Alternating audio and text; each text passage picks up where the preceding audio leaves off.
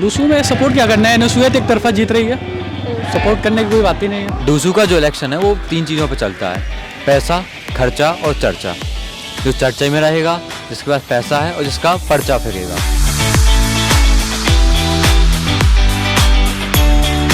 Hello guys, welcome back to CUET Express and today we are at Law Faculty and we'll be asking the Law Faculty students कि वो इस election में किसको vote देने वाले हैं and who will win. Also their opinion on the politics of DU elections and let's see how is DU elections going on in Law Faculty. So कि जो हमारे Delhi University है, it's very famous for elections and all. तो इस time पे election का माहौल चल रहा है and I see you are also supporting a candidate. So आप क्यों support कर रहे हैं Mr. हर्षवर्धन ठाकुर को?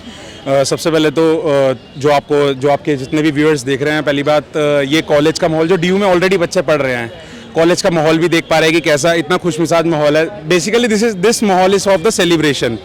और बाकी बात रही, हम लोग LC1 से कंटेस्ट कर रहे हैं और हमारा जो कंटेस्टेंट है वो है हर्षवर्धन ठाकुर, जो कि प्रेसिडेंट की पोस्ट के लिए कंटेस्ट कर रहे हैं अपना इलेक्शन। और इलेक्शन की लास्ट डेट 19 सितंबर है और ये रहेगा। उसके बाद हम क्यों कंटेस्ट कर रहे हैं and why I am supporting Harshvardhan Thakur. I am supporting because of college में लॉ, कॉलेज के बच्चों के, क्योंकि law is a professional course और लॉ के बच्चों के कुछ अलग से ऐसे मुद्दे रहते हैं कि ऑलरेडी बाकी कॉलेज से अलग होते हैं। वी आर अ प्रोफेशनल और हमारे को क्या है, कॉलेज ने बहुत तरह के मुद्दे हैं। कॉलेज वालों ने हमारे को SCC, मनुपात्रा, बहुत सारे ऐसे लीगल रिसर्च प्लेटफॉर्म्स हैं जिसका हमें कॉलेज ने एक्सेस दे रखा है। बट बात क्या है, एक्सेस तो दे रखा है बट अभी कभी हमें ये भी नहीं पता कि उन कोर्सेज को हम लॉन्च कैसे करें या फिर उसमें रिसर्चिंग की स्किल्स कैसे डेवलप करें। उसके लिए क्या होता है, उस कोर्स के पर्टिकुलरली, क्योंकि जो इतने महंगे एक्सेस उन्होंने ऑलरेडी दे रखे हैं, तो इस कोर्सेज के जो मेंबर्स हैं वो ऑलरेडी हमारे कॉलेज के आसपास घूम रहे होते हैं। कॉलेज के कौन, इनके ऑफिशियल जो मेंबर्स होते हैं, ताकि वो कोर्स को लॉन्च कर सके। उसके लिए क्या है, लोग इनके पास नहीं जाते डायरेक्टली, हमारे ऑफिशियल्स के पास नहीं जाते, उसको यूनियन को कनेक्ट करते हैं वो चीज़। तो अब यहाँ पे जो यूनियन की आचार संहिता लग चुकी है और हमारी प्रीवियस यूनियन इस पे काम ऑलरेडी कर चुकी है, हमारे को सारा एक्सेस मिल चुका है। पर अब मेन बात है, हमें वो कोर्स भी लॉन्च करने हैं और बहुत सारे तरीके के मुद्दे हैं। जैसे कि क्या है, हमारे यहाँ पे प्रोफेशनली एल्यूमिनाई कनेक्ट्स है कि जितने भी इस कॉलेज से आप देखेंगे कि लॉ सेंटर 1 CLC का पूरे इंडिया में नाम चलता है, ठीक है। अब वहाँ के एल्यूमिनाइज हमारे देश के हर एक कोने में, जैसे कि हमारी किरण बेदी जी हो गई या फिर हमारे जस्टिस DY चंद्रचूड़ जी हो गए, ये सारे हमारे एल्यूमिनाई कनेक्ट्स हैं। और आज तक ऐसे पता नहीं कितने ही एल्यूमिनाई कनेक्ट्स हैं जिसके LC1 के पास आज तक कोई लिस्ट नहीं है। वो हमारा मेन मुद्दा ये है कि हम उस लिस्ट को हासिल करें और जैसे ही CLC और LC2 का जैसे ही एल्यूमिनाई कनेक्ट वो इतना अच्छे से बनाते हैं, प्रोफेशनली बनाते हैं, तो हम भी उसी तरह की चीज़ें बनाएं। ऐसे बहुत तरह के मुद्दे हम लोगों के पास हैं और इसलिए ये आपके जो व्यूअर्स हैं, जो भी LC1 से कनेक्टेड हैं या फिर लॉ सेंटर 1 से या फिर किसी भी लॉ कॉलेज से कनेक्टेड हैं, आपके फ्रेंड्स रहते होंगे या फिर अगर आप खुद लॉ सेंटर 1 से हैं, तो please support Harshvardhan Thakur for the post of president. Thank you ma'am. And also आपने बहुत अच्छा मुझे एक्सप्लेन करा लॉ सेंटर के बारे में कि उनकी क्या क्या नीड्स रहने वाली हैं, as in everything is associated with DU। So like what's your opinion and take on DUSU elections and जिस टाइप का कैंपेनिंग चल रहा है, तो क्या माहौल है कैंपस में? मैम, डूसू इलेक्शन बेसिकली क्या होता है, डूसू एक हायर अथॉरिटी होती है, जैसे कि हमारे इंडिया में पार्लियामेंट्री सिस्टम होता है। क्या होता है, हर एक स्टेट्स के अपने अपने मेंबर ऑफ लेजिस्लेटिव असेंबलीज होती हैं और पार्लियामेंट क्या है, ये पार्लियामेंट तो हायर अथॉरिटी होगी जिसमें मेंबर ऑफ पार्लियामेंट्स होते हैं, उसके नीचे MLAs होते हैं जो कि प्रॉपर स्टेट को देखते हैं। तो ऐसा ही हम एग्जांपल के थ्रू समझते हैं कि जो कॉलेजेस होते हैं वो एज अ स्टेट रिप्रेजेंट करते हैं। कॉलेज की अपनी यूनियन सिलेक्ट होती है, कॉलेज की यूनियन जो होती है, कॉलेज की यूनियन उठ के अगर कोई ऐसा मुद्दा होता है जो कि डूसू के लेवल का होता है, एक तो कॉलेजेस अपने यूनियन का काम कर सकती है, जो डूसू के लेवल के मुद्दे होते हैं, फिर हमारे जो कॉलेजेस के रिप्रेजेंटेटिव्स होते हैं जिनको हम स्टूडेंट यूनियन बोलते हैं, वो स्टूडेंट यूनियन क्या करते हैं, वो स्टूडेंट यूनियन उस मुद्दों को लेके कहाँ जाते हैं, उस मुद्दों को लेके अपने डूसू कैंडिडेट के पास जाते हैं। डूसू कैंडिडेट के पास ये पावर होती है कि वो कॉलेज को फंड्स प्रोवाइड करें, सोसाइटीज़ को एक्टिव करवाएं, और अगर कॉलेज को कहीं चाहिए कि कोई प्रोफेशनली क्या नाम है, कोई ऑडिटोरियम वगैरह हो गया दिल्ली यूनिवर्सिटी का, अगर उसको अलॉटमेंट चाहिए तो डूसू के कैंडिडेट्स के ये सारे काम रहते हैं, बड़े बड़े लेवल पे रहते हैं, तो स्टूडेंट यूनियन उनके पास वो काम लेके जाती है। तो this is basically what it is of the DUSU. Everybody is very aware of that कि हमें डूसू इलेक्शंस में कैसे करना है। सो लाइक अभी किसका सबसे ज़्यादा आप देख सकते हैं कि who will win DUSU elections this year? Ma'am, this is totally because of politics का तो रोल बहुत मतलब ये रहता है कि कुछ भी कंफ्यूजिंग बहुत रहती है। बट अभी तक का जो मैं माहौल देख रहा हूँ कि जो रौनक खत्री हैं, पर्सनली जो रौनक खत्री ने इतना काम किया, ना बावजूद कि कॉलेज में ये सारे मुद्दे आने के बाद, पर कॉलेज के इलेक्शन स्टार्ट होने से पहले वो जो कैंडिडेट है उसने क्या किया, उसने इतना काम किया, उसने वाटर के मुद्दे इतने सॉल्व किए, या फिर जो कॉलेज के और भी तरह के जैसे इंफ्रास्ट्रक्चर वगैरह हो गया, या फिर बच्चों को एसी प्रोवाइड करवाना हो गया, या फिर बहुत तरह की चीज़ें हो गई हैं। वो एक ऐसा एलिजिबल मेरे को जो कैंडिडेट लगा, वो कैंडिडेट ऐसा कोई भी नहीं है। बिकॉज जब इलेक्शन आते हैं कैंडिडेट बारिश के मेंढक की तरह मैम तब निकल के आते हैं, पर वो लड़का रौनक खत्री ऐसा था कि वो पहले से ही काम कर रहा था इस चीज़ को लेके। और मैं रौनक खत्री की टीम को प्रायर कॉन्ग्रेचुलेट करता हूँ कि आने वाले, मेरी आपको फुल सपोर्ट है, मेरी आपको बाय हार्ट सपोर्ट रहेगी। All the best Raunak Khatri for the post of DUSU election, and all the best Harshvardhan Thakur for the post of president. So as in DU में इलेक्शंस का माहौल है, तो how is law faculty dealing with elections? अभी तो क्या सब जो कैंडिडेट्स हैं आ रहे जा रहे, रोज़ प्रचार हो रहा है यहाँ पर, और जो भी डूसू से भी लड़ रहे हैं चुनाव, जैसे कि ऋषभ चौधरी भैया हो गए, उनका भी काफ़ी भयंकर प्रचार चल रहा है यहाँ पर। और CLC में मतलब कि मैं भी एक से जुड़ा हुआ हूँ जिनका नाम है नीलेश बंसल, वो भी मतलब कि काफ़ी अच्छा यहाँ पर गेन कर रहे हैं मतलब। जी। एंड लाइक कोई ऐसा कैंडिडेट जो बहुत ज़्यादा इस टाइम बहुत पीक पे है?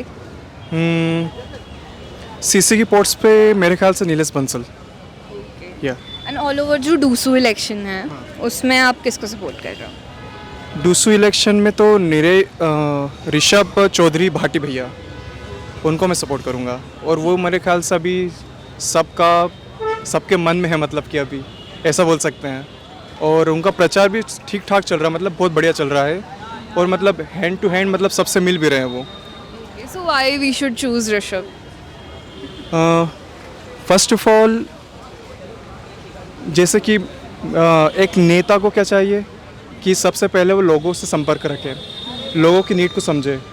तो जो ऋषभ भैया है वो सभी से मतलब कि 1 to 1 मतलब कि मिल रहे हैं और उनसे पूछ रहे हैं कि भाई क्या दिक्कत है, और उनके जो भी टर्म्स हैं, सबसे जो टर्म्स है, टीचर्स हो गए, जितने भी स्टूडेंट्स हो गए, और जो पुराने प्रेसिडेंट्स वगैरह वाइस प्रेसिडेंट्स थे, उनसे मतलब उनके अच्छे कॉन्टेक्ट्स हैं। मेरे ख्याल से वो इस लेगेसी को आगे और बढ़ाएंगे। सो आप डूसू इलेक्शंस में किसको सपोर्ट कर रहे हैं इस साल? डूसू में सपोर्ट क्या करना है, नसूहत एक तरफा जीत रही है, सपोर्ट करने की कोई बात ही नहीं है।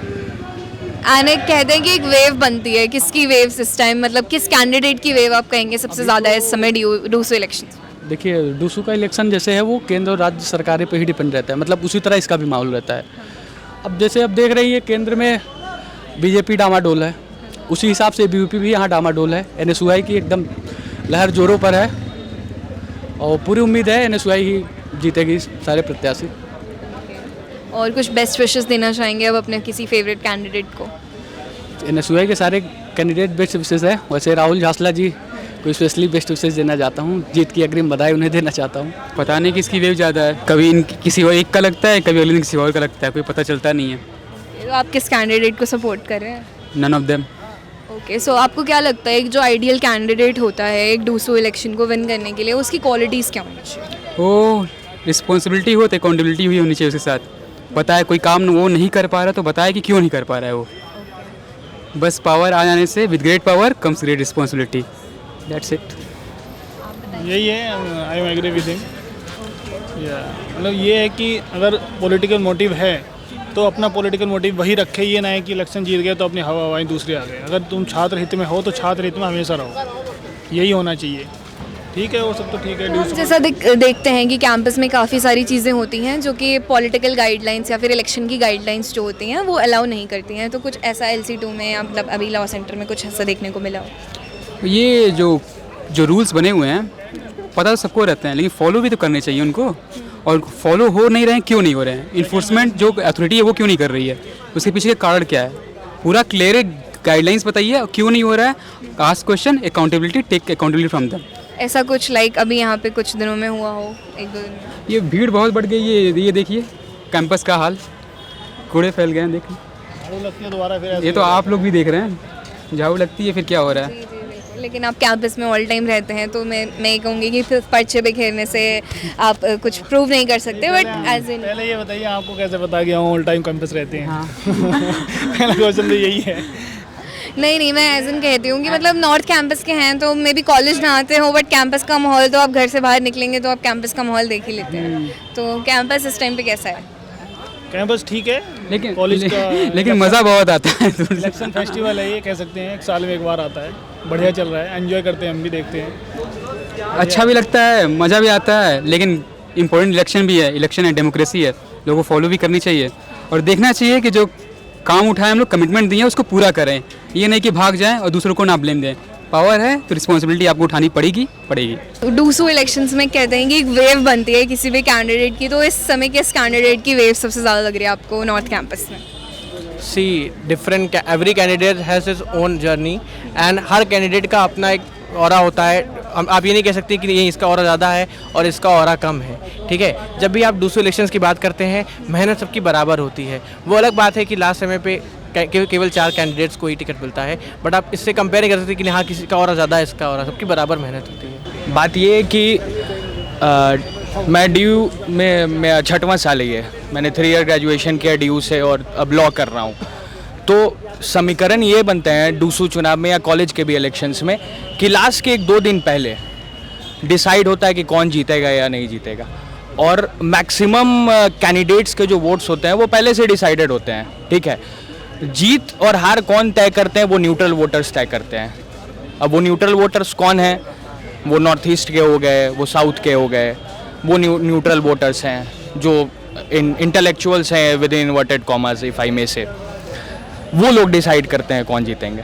फिलहाल वेब तो ऐसे किसी की सामने नहीं आ रही है, काफ़ी कैंडिडेट भी सामने आ रहे हैं जो अभी स्ट्रॉन्ग हैं। इन दी एंड जीतेगा वही जिसके पास मसल पावर ज़्यादा और मनी पावर ज़्यादा है, क्योंकि यहाँ पे पर्सन टू पर्सन कनेक्टिविटी तो कोई बना नहीं सकता है। पूरे DU है, 80 की 90 कॉलेजेस के आसपास हैं, 1.5 लाख स्टूडेंट्स हैं। ऐसा कोई व्यक्ति नहीं है जो ग्राउंड लेवल से आया हो, जिसका पर्सनल रीच हो, जिसने ऐसा कुछ बड़ा काम किया हो जिसको कर सके। मोस्टली कैंडिडेट आपको पैसे वाले ही मिलेंगे, मसल पावर वाले ही मिलेंगे। तो हम देखते हैं कि ऐसे आजकल कैंपस में बहुत ज़्यादा कूड़ा हो रहा है, गाइडलाइंस फॉलो नहीं हो रही हैं इलेक्शंस की ओवरऑल, तो ऐसा कुछ इंसिडेंट्स यहाँ लॉ सेंटर में हुआ आने वाले मतलब कुछ दिनों में पिछले? ऑफ कोर्स आप देख ही सकती हैं कि यहाँ पे कितने सारे पोस्टर्स हैं, कितना ज़्यादा मतलब प्लास्टिक का भी मिसयूज़ हो रहा है लगातार, जबकि प्लास्टिक हमारे क्या बैन भी है, फिर भी ऐसा होता है। बट सच बताऊं, मैं डूसू इलेक्शंस में वोट इन चीज़ों से नहीं मिलता है, ठीक है। ये हर कैंडिडेट अपना ये काम करता है, ये सबके पावर दिखाने के लिए कि मेरे पास पावर है, बट वोट इससे नहीं मिलता। वोट कनेक्ट से मिलता है, वोट मसल पावर से ज़रूर मिलता है, बट जो कैंडिडेट ये प्रूफ करेगा कि हाँ वो सच में वो इलेक्ट होने के बाद, प्रेसिडेंट बनने के बाद, सेक्रेटरी बनने के बाद पूरे DU में काम करेगा, उसी को जिताएंगे हर कोई। पोस्टर्स फेंकने से कोई जीत नहीं सकता।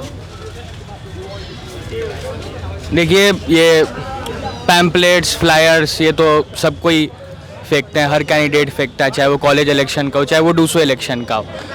हर कैंडिडेट को मेरे हिसाब से एक अपनी USP खोजनी चाहिए, ठीक है, जिससे आपको लोग आइडेंटिफाई कर सके। अगर सब कोई पैम्पलेट फेंक रहे हैं तो मेरे लिए सब कोई समान होंगे, मेरे लिए सब कोई इक्वल होंगे, तो मैं डिफ्रेंशिएट कैसे करूँगा कि ये मेरे लिए कुछ काम करेगा और वो मेरे लिए कुछ काम नहीं करेगा, मैं इसको वोट डालूँ, मैं उसको वोट नहीं डालूँगा। तो एक कैंडिडेट की USP क्या है, ये ज़रूरी है। अगर वो मुझे पता चल जाए तो किसी भी पर्सन को डिसीजन लेने में काफ़ी आसानी होगी। डूसू का जो इलेक्शन है वो 3 चीज़ों पे चलता है, पैसा, खर्चा और चर्चा। जो चर्चा में रहेगा, जिसके पास पैसा है और जिसका पर्चा फेंकेगा, ठीक है। इससे नुकसान भी काफ़ी है। कुछ दिनों पहले बारिश भी हो रही थी, तो जिसका पल्प बन जाता है एक तरीके से, तो काफ़ी रोड पे एक्सीडेंट वगैरह भी देखे हैं, बाइक वगैरह भी फिसल रही थी, काफ़ी नुकसान हो रहे हैं। और वही चर्चा में रहने के लिए पर्चा तोड़ाना पड़ेगा, नाम कैसे होगा आपका? और कोई अगर डूसू ने गाइडलाइंस तो बना दी कि ठीक है आप पर्चा नहीं करवाओगे, आप 80 कॉलेज को कवर करोगे कैसे? आप कैसे अपना नाम पहुंचा पाओगे 1 साल के अंदर? एज लिमिट भी आपकी 25 है, 25 साल का लगा जा क्या करेगा? ओके गाइस, तो ये था हमारा रिव्यू फ्रॉम लॉ सेंटर कि वो इस इलेक्शन में किसको सपोर्ट कर रहे हैं। Let us know in the comment section कि आप इस डूसू इलेक्शंस में किसको वोट कर रहे हैं एंड किसकी वेव है।